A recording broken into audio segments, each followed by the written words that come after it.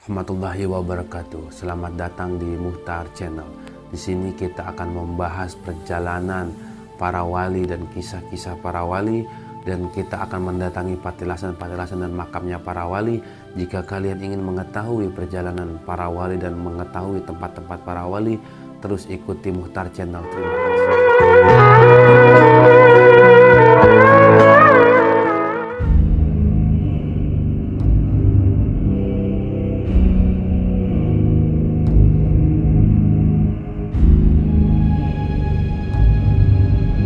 Assalamualaikum warahmatullahi wabarakatuh.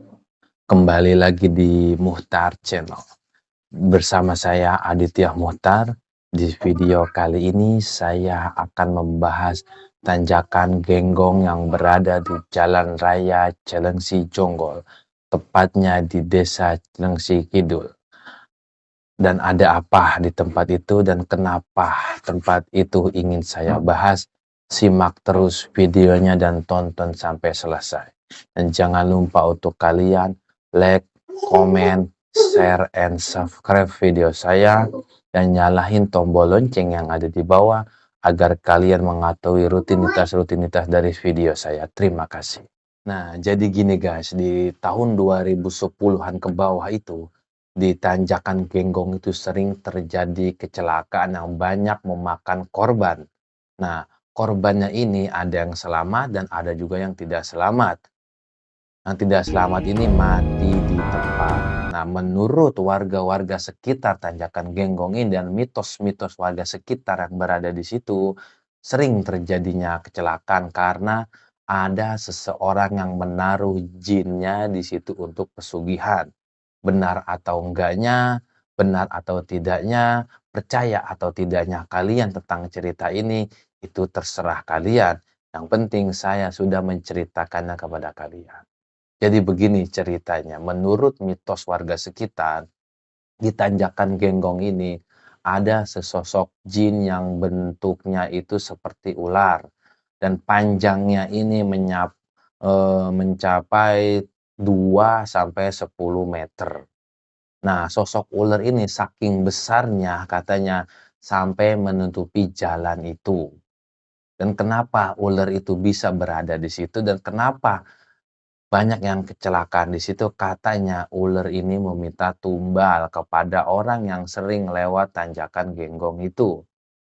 Katanya ular ini ditaruh oleh seseorang warga yang tidak diketahui identitasnya, dia menaruh jinnya di situ. Jadi warga ini mempunyai anak buah jin yang sosoknya itu sesosok ular.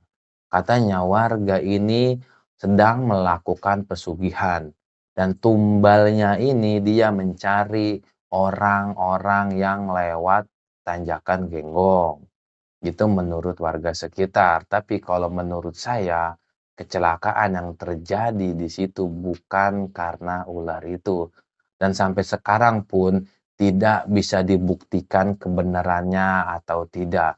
Bahwa memang benar atau tidak ada yang menaruh jin pesugihan di jalan Genggong itu.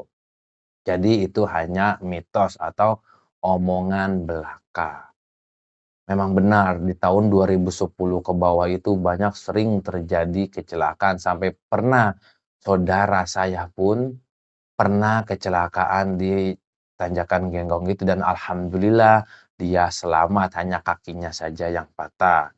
Kata dia waktu terjadi mau kecelakaan di situ, itu tiba-tiba matanya gelap seperti ada yang menahan langkah kakinya ketika dia mau menyeberangi tanjakan Genggong itu. Tujuan dia untuk ke warung yang berada di seberang.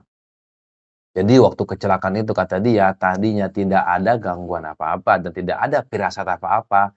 Tiba-tiba matanya menjadi gelap dan langkahnya itu menjadi berat dan langsung seketika dia sadar, dia tersadar dari gelapnya itu langsung ada motor yang menabrak dia sehingga kakinya menjadi patah dan alhamdulillah hanya itu saja lukanya dan tidak terjadi luka fatal yang lainnya.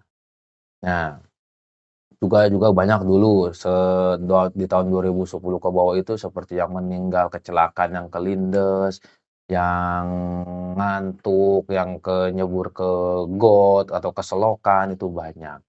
Tapi itu tidak ada sangkut pautnya dengan jin. Mereka tidak akan mencelakai seseorang kalau orang itu berzikir dan berdoa kepada Sang Pencipta. Gitu. Kenapa saya bisa bilang seperti itu? Karena insya Allah kalau kita mau berangkat dari rumah menuju tempat misalnya seperti tempat kerja, tempat rumah teman atau rumah keluarga yang lainnya, insya Allah kalau kita berdoa dan berzikir meminta perlindungan kepada Gusti Allah akan menyelamatkan kita di perjalanannya dan menyampaikan kita kepada tempat tujuan yang kita mau. Selagi kita yakin dan tidak sugesti akan terjadi apapun. Jadi pesan saya jika ingin kita selamat dari gangguan-gangguan jin, gangguan-gangguan yang lainnya, berpikirlah positif. Berpikirlah yang baik-baik terhadap apapun itu.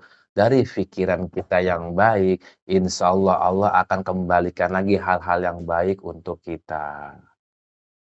Ya, jadi dulu ramai di perbincangan di warga Cilengsi karena sering terjadinya kecelakaan di Tanjakan Genggong ini. Kenapa bisa dinamakan Tanjakan Genggong ini? Karena tanjakan ini di tepat di samping tanjakan ini berada hotel yang bernama Hotel Genggong. Makanya dinamain Tanjakan Genggong gitu. Jadi dulu memang benar banyak yang kecelakaan lah, yang inilah, yang itulah itu mungkin disebabkan oleh diri dia sendiri.